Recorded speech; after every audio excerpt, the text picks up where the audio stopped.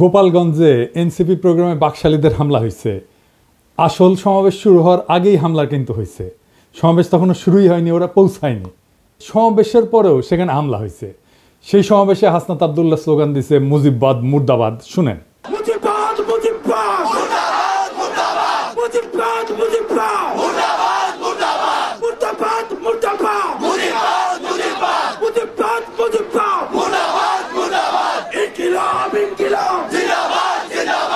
NCP যাইতেছে গোপালগঞ্জ শহরে, আর বাকশালীরা টুঙ্গিপাড়া পাহারা দেয়। আরে বেকুব, টুঙ্গিপাড়ার দায়িত্ব তো আমার। লোহা না গরম হইলে হাতুড়ি দিয়ে লোহায় বাড়ি দিয়ে লাভ আছে কোনো? বাকশালীদের ঔদ্ধত্য আর জনগণের ঘৃণা সেই পর্যায়ে পৌঁছাইলে টুঙ্গিপাড়া জয় বাংলা হয়ে যাবে, কেউ ঠেকাইতে পারবে না। টুঙ্গিপাড়া বাঁচানির একমাত্র রাস্তা হইতেছে বাকশালীদের জাতির কাছে ক্ষমা চাওয়া, নয়তো অপেক্ষা করা লোহা গরম হওয়ার। পিনাকির শপথ মিস হয় না, যা কইছি করে দেখাবো ইনশাল্লাহ। আওয়ামী লীগ আসলে কি, বাকশাল আসলে কি? একটা নিষিদ্ধ ঘোষিত সংগঠন যারা 16 বছর ধরে রাষ্ট্রকে দখল করে রাখা আয়নাঘর আর গুমখুনের রাষ্ট্র বানাইছিল। 1 বছর হয় নাই হাজার হাজার ছাত্ররে মারলো পাখির মতো গুলি কেরা। আর এই ছাত্রলীগ আওয়ামী লীগ নিজেরা অস্ত্র হাতে হাসিনা পুলিশের সাথে নামিছিল। তাদের মধ্যে যারা পলাইছে তারা তো পলাইছেই, আর বাকিগুলা গোপালগঞ্জে যায় ঢুকিছে। রাজনৈতিক নেতাদের জন্মস্থানে সেই দলের একটা প্রভাব থাকে দীর্ঘদিন, এটা স্বাভাবিক। গোপালগঞ্জেও আওয়ামী লীগের প্রভাব থাকবে, আওয়ামী মনোভাবাপন্ন মানুষ থাকবে, কিন্তু একটা রাজনৈতিক দলের শান্তিপূর্ণ কর্মসূচি করতে দেবে না। প্রাইভেট বাহিনী দিয়ে অস্ত্র হাতে সমাবেশ শুরুর আগেই সমাবেশ স্থল ভাঙবে, এটা কি মগের মুল্লুক? কেন বিএনপিকে তো গত ফেব্রুয়ারিতে সমাবেশ করতে বাধা দেয় নাই?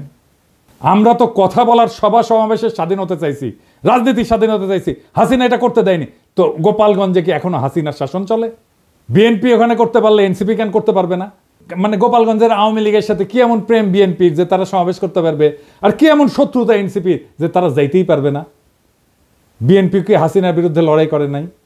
এই বিএনপি যখন 2024-এর 14 সেপ্টেম্বরে প্রোগ্রাম করতে যাইতেছিল, তখন গাড়ি বহরে হামলা করে 3 জন বিএনপির নেতাকর্মীকে মাইরা ফেলাইছিল এই গোপালগঞ্জের বাকশালীরা। আর আজকা বিএনপির কর্মীরা উল্লাস করিচ্ছে আওয়ামী লীগের মতোই, যে এনসিপি মার খাইছে, দাওয়া খাইছে, উল্লাস করিচ্ছে। হ্যাঁ, কি বেকুবের বেকুব রে। তো বিএনপি পরে প্রোগ্রাম করলো যখন, তখন কোনো হইল না কেন? কোনো অ্যারেঞ্জমেন্ট হয়েছিল নিশ্চয়ই। তো যখন পরে বিএনপি প্রোগ্রাম করতে গেল, তখন কেন আওয়ামী লীগ ট্রিগার্ড হইল না? কেন ডাক্তার জাহিদ ট্রিগার্ড হইল না? কেন কচু খেতে ট্রিগার্ড হইল না? কেন আগে থেকে আওয়ামী লীগেরা চ্যালেঞ্জ ছুড়ে দিতে থাকলো? প্রশ্নটা এখানেই। তার মানে বিএনপির সাথে গোপালগঞ্জ আওয়ামী লীগের এই মুহূর্তে কোনো কনফ্লিক্ট নাই, কনফ্লিক্ট আছে এনসিপির সাথে। তার মানে এনসিপি সেই শক্তি যা হাসিনাকে উৎখাত করছে, তারে ঠেকাইতে হবে। বিএনপির সাথে আর কোনো শত্রুতা নাই। তাই আওয়াজ তুলছে গোপালগঞ্জের ছাত্ররা ঢুকতে পারবে না, ঢুকলেও বাইরে হতে পারবে না। এইটা ছিল মিথ। এই মিথ চুরমার হয়ে গেছে। রাজনৈতিক দলের কর্মসূচিকে নিরাপত্তা দেওয়া পুলিশের কর্তব্য, আর্মির কর্তব্য। এনসিপি মারপিট করতে যায় নাই, সভা করতে গেছে, রাজনৈতিক সভা। এনসিপির হাতে অস্ত্র ছিল না, আমরা সবাই দেখছি। তারা খালি হাতে গেছে, পুলিশ আর্মি নিরাপত্তা দিচ্ছে, তাদের পেশাগত কাজ করছে। পুলিশ আর্মি এই কাজটা করছে রক্তপাতহীনভাবে, কোনো প্রাণ ঝরে নাই, যতক্ষণ পর্যন্ত এনসিপির নেতারা ছিল। এটাই বিজয়, হাসিনার জামানাকে অতিক্রম করে যাওয়ার বিজয়। এই বিজয় এলো বর্ষা বিপ্লবের নায়কদের হাত ধরে। গোপালগঞ্জে মুজিব বিরোধী সমাবেশ করতে যাওয়া যায়, নিরাপদে ফিরেও আসা যায়, কোনো প্রাণঘাতী সংঘাত ছাড়াই। তারা তাদের কর্মসূচি শেষ করে ফেরত আসছে। এই ঘটনার রাজনৈতিক মূল্য অনেক। এইগুলাই ছোট ছোট বিজয়। আর গোপালগঞ্জের জনগণ নামে নাই, নাম ছিল বাকশালী গুন্ডারা। ওরা মরণপণ লড়াই করতে পারে না, সেটাও তো দেখলেন। এখন বলবেন কই 4 জন তো মারা গেছে। হ্যাঁ, মারা গেছে, কারণ তারা এনসিপির নেতারা ফিরে আসার পরে নানা জায়গায় হামলা শুরু করেছিল, বোমা আগ্নেয়াস্ত্র নিয়ে, এমনকি জেলখানা আক্রমণ করেছে। ক্যাজুয়ালিটি হয়েছে তারা ফিরে আসার পরে। আরও অনেককে চিনবার পারলাম এই সুযোগে। যেমন ধরেন বাংলাদেশের মিডিয়াগুলা, যেমন প্রথম আলো, জাউরা, ও বলছে যে কিছু লোক এসে হামলা চালাইছে। এই লোকের পরিচয় তারা জানে না। মতি মাহফুজকে এমনি আমি থাপড়াইতে চাই, জাউরার জীবন ভালো হবে না। এখন আবার কচু খেতে আসিছে মানবাধিকার নিয়ে, ওরে আমার ওরে ওবার মানবাধিকারও বুঝে। মানে আপনি একজন খুনি ডাকাতের মানবাধিকারের পক্ষে দাঁড়াইবেন, জার্মানিতে নাজি পার্টির সদস্যদের মানবাধিকারের পক্ষে দাঁড়াবেন, ওই সারাক্ষণ করে ধান্দাবাজি, জানেন? কই থেকে কি টাকা কামানো যায় তার ধান্দা করে। টাকা কামানো খারাপ কিছু না, কিন্তু মিনিমাম নৈতিকতা তো থাকবে। একটা এক্সাম্পল দিই, ওই যে মুস্তাক মারা গেল না, রিমান্ডে নিছিল, তার সাথে কিশোরকে ধরেছিল। কেন ধরেছিল জানেন? নাফিস শরাফতের একটা কার্টুন আঁকিছিল কিশোর, এই আইডিয়া সামির প্রকাশ করেছিল আই এম বাংলাদেশিতে, সামি ওইটার অ্যাডমিন, সে নিজেই কইছে যে দেখেন সেই পেজ সেই চালাইতো। সেই নাফিস শরাফত রেগে গিয়া এই কিশোর আর মুস্তাককে অ্যারেস্ট করে পিটায়। মুস্তাককে এতই পিটাইছিল যে সে প্যান্টে হাগে দিছিল। তারপর তো মুস্তাক মরে গেল। সেই নাফিস শরাফতের একটা কাজের জন্য এই সামি তদবির করছে মন্ত্রণালয়ে, কাজ দেয় না, এই জন্য মন্ত্রণালয়ের দায়িত্বপ্রাপ্ত বিশেষ সহকারী পিছে সে লাগিছে, তার নামে রিপোর্ট করাইছে। যে আমার কমরেডকে মাইরা ফেলাইলো তার জন্য তদবির। সি সি সি সি রে সামি সি। আমি এটা শুনে বাকরুদ্ধ। একটা মানুষের নৈতিক পজিশন এত সহজে বেঁচে দেওয়া যায়? মুস্তাকের জীবনের এতটুকু মূল্য নাই তার কাছে। আমি যে ওরে অপছন্দ করি এমনি এমনি না, ওর মধ্যে বিবেক মনুষ্যত্ব কিচ্ছু নাই। ওর সঙ্গে যখন কথা হইতো তখন আমি বলছিলাম যে আপনি মোটা আজিজের মারছেন না, সেটা আমাদের জন্য ভালো হয়েছে, কিন্তু আপনার একটা বস্ত বড় ক্ষতি হয়েছে। আপনার মধ্যে একসময় রিমোর্স আসবে, অনুতাপ আসবে, আজ না হোক কাল আসবে, কাল না হোক পরশু আসবে, নয়তো মরার আগে আসবে। আপনার মনে হবে একজন মানুষ আপনারে বিশ্বাস করেছিল, সে খারাপ মানুষ তাতে সন্দেহ নাই, কিন্তু বিশ্বাস করছিল আপনাকে। সেই বিশ্বাস, ট্রাস্ট আপনি ভাঙছেন। ট্রাস্ট একটা খুব ইম্পর্টেন্ট জিনিস। বাংলাদেশে বিশ্বাস ভাঙাটা কোনো ব্যাপার না। আর এই কচুকেতিরকে দেখে বুঝলাম ও মরার টাইমে ওর রিমোর্স আসবে না। তবে আল্লাহর মায়ের বলে একটা জিনিস আছে না, সেটাও টের পাইতে শুরু করবে এখনই ও টের পাবে। বাংলাদেশের কোনো মানুষ তাকে আর বিশ্বাস করবে না। আর আমি তো আমার এপিসোডে তার প্রশংসা করেই যাব।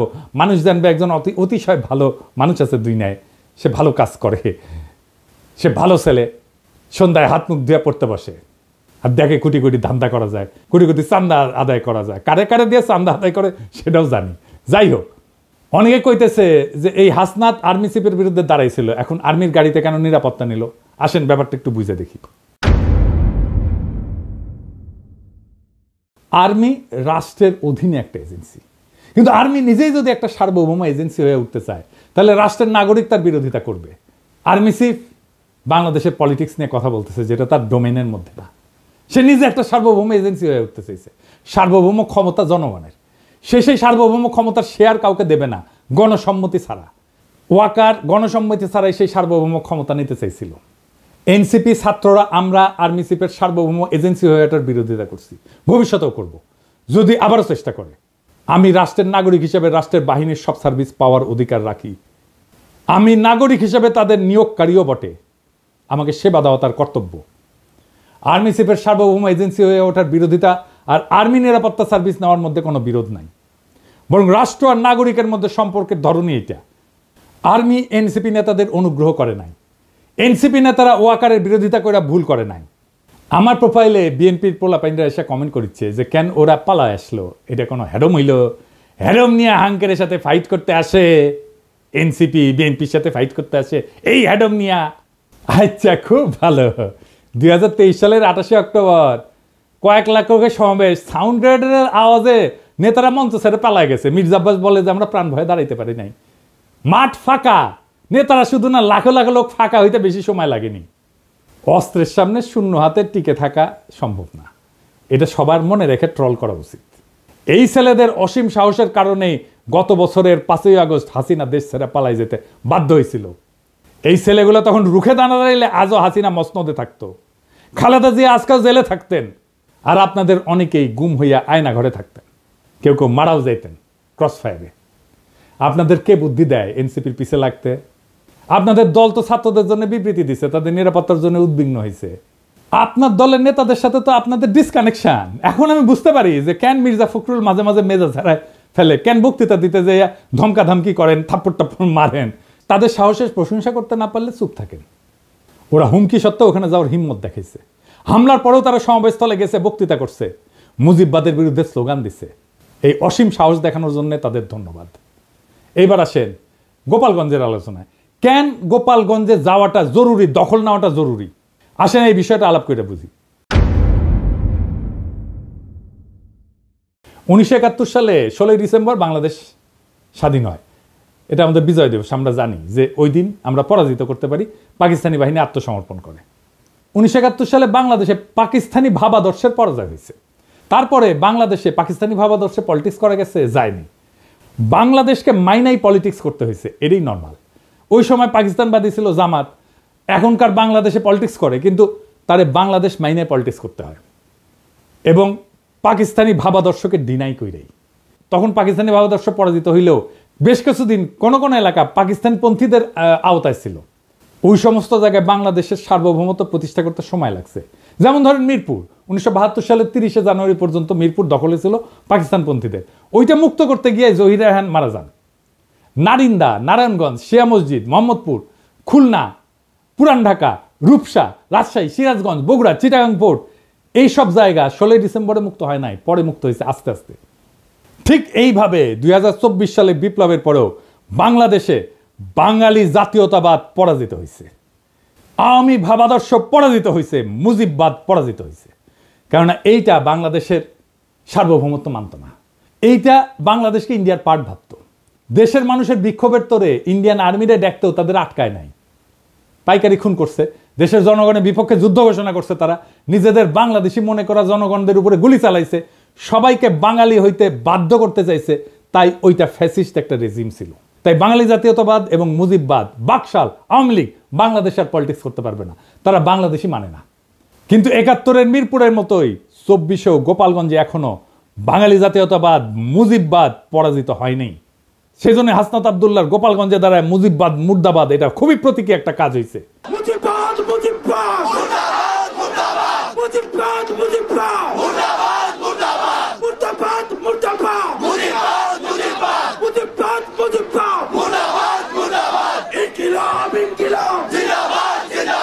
আমি গোপালগঞ্জের আমজনতারে বলবো, আপনারা বাংলাদেশ না মানা রেসিস্ট, ফ্যাসিস্ট বাঙালি জাতীয়তাবাদে থাকেন না, আর মদত দিয়েন না। সারেন্ডার করতে বাধ্য করেন অ্যান্টি বাংলাদেশ বাঙালি জাতীয়তাবাদী এবং মুজিববাদীদেরকে। পরাজয় মাইনে নিতে বলেন, মাইনে নিয়ে বাংলাদেশের মেইন স্ট্রিমে জয়েন করতে বলেন মেহেরবানি কইরা। আর এটা যদি না করতে চান, গোপালগঞ্জ বিপ্লবের বাংলাদেশের সার্বভৌমত্ব প্রতিষ্ঠা করা হবে। আপনারা এক সপ্তাহ টিকতে পারবেন না, আর্মি পুলিশ কিচ্ছু লাগবে না, জাস্ট আপনাদের সাপ্লাই চেইন বন্ধ করে দেওয়া হবে। আপনারা বাইরে হতে পারবেন কিন্তু ঢুকতে পারবেন না। সব ইকোনমিক অ্যাক্টিভিটিস বন্ধ হয়ে যাবে, জ্বালানি তেলের সাপ্লাই বন্ধ হয়ে যাবে, গ্যাস বন্ধ হয়ে যাবে, ইলেকট্রিসিটি সাপ্লাই বন্ধ করে দিলে আপনারা শেষ। আগে ঘোষণা দেওয়া হবে, শহর ছাড়েন, 24 ঘন্টার মধ্যে ফাঁকা হয়ে যাবে শহর, সব সরকারি কর্মচারীদের উইথড্র করা হবে। পারবেন 7 দিন টিকতে? প্রফেসর ইউনূসের দায়িত্ব বাংলাদেশের সার্বভৌমত্ব প্রতিষ্ঠা করা গোপালগঞ্জে। আবার 1 মাস পরে মার্চ টু গোপালগঞ্জ ঘোষণা করা হবে, যদি আপোষে সারেন্ডার না করে তাইলে। বেগম জিয়া বলছিলেন গোপালগঞ্জের নামই বদলায় যাবে, গোপালগঞ্জ আর থাকবে না। শুনেন, আপনি কি এখন মুখটা বন্ধ কেন? এই যে মহিলা, আপনার মুখটা এখন বন্ধ কেন বলেন তো? কি বলছিলেন এতক্ষণ ধরে?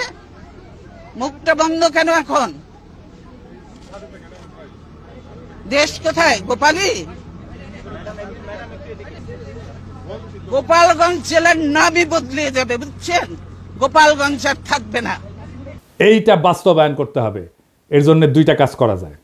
এক, গোপালগঞ্জের নামটা বদলে ফেলাই যায়, বা জেলা সদর পরিবর্তন করে অন্য উপজেলায় নেওয়া যায়, নাম বদলায় দেওয়া যায়।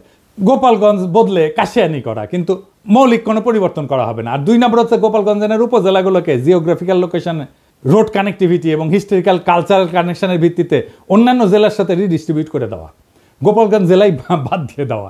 এক্ষেত্রে যেটা করা যেতে পারে, 1 নাম্বার, কাশিয়ানি এবং গোপালগঞ্জ সদরকে নড়াইলের সাথে যুক্ত করে দেওয়া যায়, মাকসুদপুর উপজেলাকে মাদারীপুরের সাথে যুক্ত করে দেওয়া যায়, কোটালীপাড়াকে বরিশালের সাথে যুক্ত করে নতুন নামকরণ করে দেওয়া যায়, আর টুঙ্গিপাড়াকে বাগেরহাটের সাথে যুক্ত করে নতুন নামকরণ করা যায়। তো এতে একটা জেলা কমে যাবে। তো একটা জেলা যদি কমে যায়, তাহলে আমরা কোনো একটা জায়গাকে, যেমন ভৈরব বা লাকসামকে নতুন জেলা ঘোষণা করে মোট জেলার সংখ্যা 64 রাখা যায়। এখন সময় আসছে একটা প্রতীকী কিন্তু বাস্তব সিদ্ধান্ত গ্রহণের। গোপালগঞ্জে বাংলাদেশের মানচিত্র থেকে কেবল এক প্রশাসনিক জেলা হিসাবে না, একটা দমন পীড়নের দুর্গ হিসাবে, বাকশাল মুজিববাদের দুর্গ হিসাবে চিহ্নিত করার ইতিহাস থেকে মুক্ত করতে হবে। টুঙ্গিপাড়া বা গোপালগঞ্জ কখনো একটা পরিবার বা মতাদর্শের ব্যক্তিগত দুর্গ হতে পারে না। এটা বাংলাদেশ নামের জাতির অংশ। এই জাতির মালিক জনগণ, কোনো পরিবার না। 1972 সালে যেমন মিরপুর জমাট পাকিস্তানি জাতীয়তাবাদ গুড়ায় দিছিল, জনতার বিজয়, সে তেমনি 2025 সালে গোপালগঞ্জে ভাঙতে হবে সেই বাঙালি জাতীয়তাবাদ, মুজিববাদের ছত্রবেশী ফ্যাসিবাদের দুর্গ। 21 শতকের বাংলাদেশে জায়গা নাই সেই রাজনীতির, যারা বাংলাদেশকে ভারতীয় মতাদর্শের গুদামে পরিণত করতে চায়। গোপালগঞ্জের প্রশাসনিক পুনর্বিন্যাস শুধু রাজনৈতিক প্রতিশোধ না, এটা ভবিষ্যতের জন্য বার্তা। আর কোনো জেলাকে পরিবর্তনের দুর্গ করা যাবে না। যে জেলা জনগণের বিরুদ্ধে চলে যায় তাকে আবার জনগণের ভিতরে ছড়াই দিতে হবে। এই দেশ কারো ব্যক্তিগত জমিদারি না। মুজিববাদ না বাংলাদেশ জিন্দাবাদ, বাকশাল না গণতন্ত্র জিন্দাবাদ, টুঙ্গিপাড়া না সার্বভৌম বাংলাদেশ জিন্দাবাদ। আমরা চলছি, আমরা চলা শুরু করছি, আর থামবো না। এবার শুধু ঢাকাই না, আবার হবে মার্চ টু গোপালগঞ্জ। যদি না মানে আপোষে, তবে শুরু হবে গণজনতার শুদ্ধি অভিযান। গোপালগঞ্জ থাকবে না, থাকবে শুধু বাংলাদেশ। ইনকিলাব জিন্দাবাদ।